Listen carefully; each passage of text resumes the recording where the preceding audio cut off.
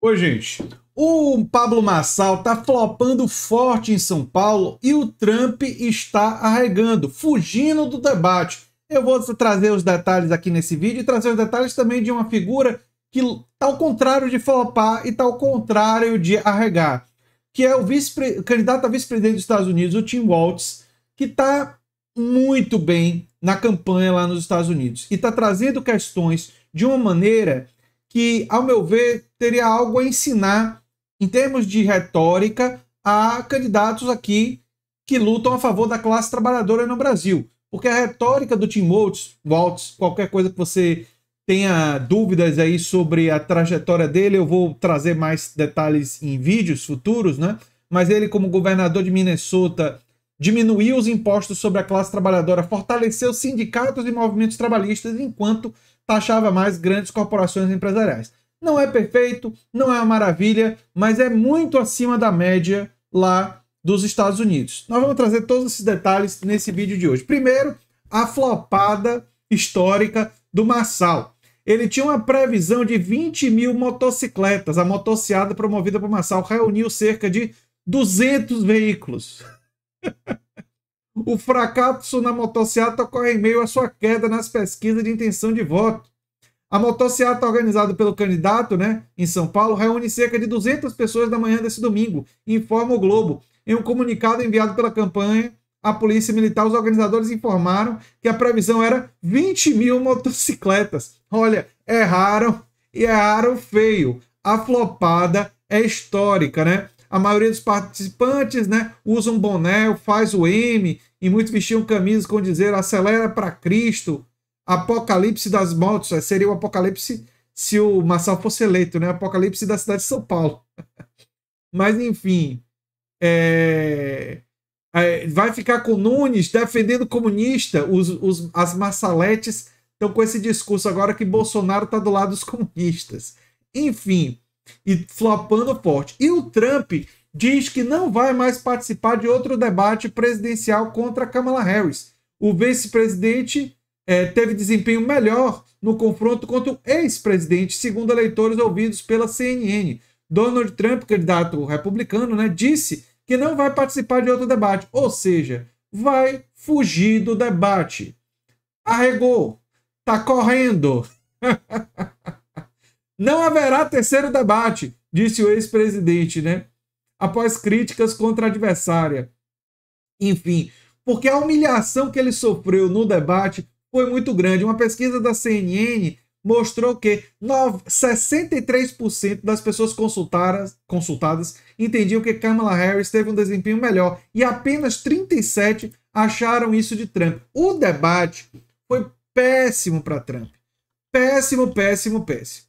Então, Trump está lá a gente vai ter que criar um jinglezinho aqui no Brasil, né? Porque tem aquela musiquinha assim, não chore por minha Argentina, né? Os bolsonaristas não chorem pelo Trump bolsominions. Né? Porque o Trump tudo leva a que caminha, né? A eleição americana não está resolvida.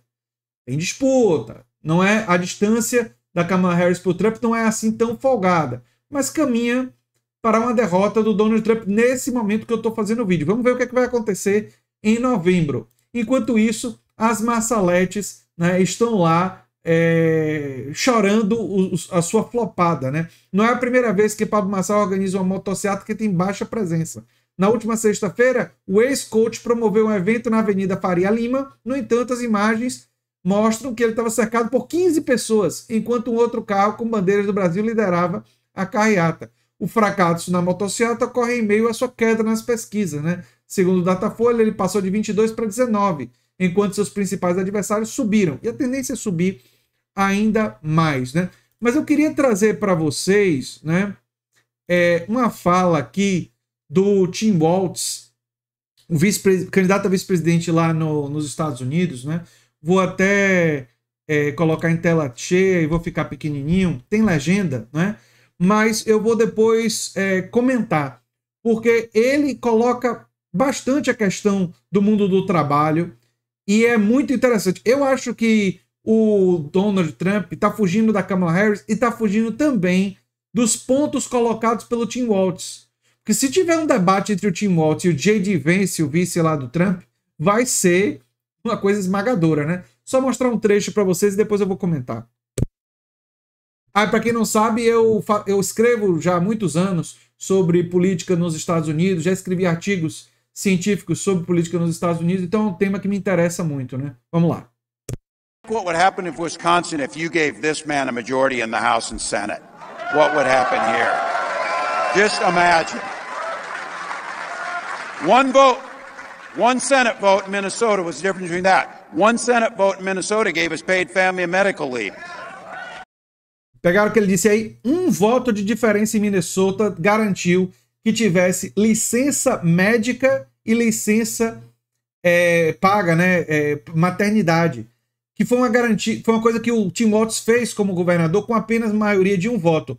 Se tivessem os republicanos maioria de um voto, eles trariam de volta, né, trabalho infantil. Trabalho infantil. Eu vou, inclusive, conectar com uma questão muito interessante, importante, sobre o que ele está comentando aqui, mas vamos lá. One vote expanded healthcare. Um voto expandiu serviços de saúde. One vote made sure that we're addressing climate change. That's what you can give to this governor, and that's what we need to give to Vice President Harris. That's our vision for the country. Now look, we don't expect everybody to think like us. Now we know that Donald Trump and J.D. Vance, they have a little bit different vision of America.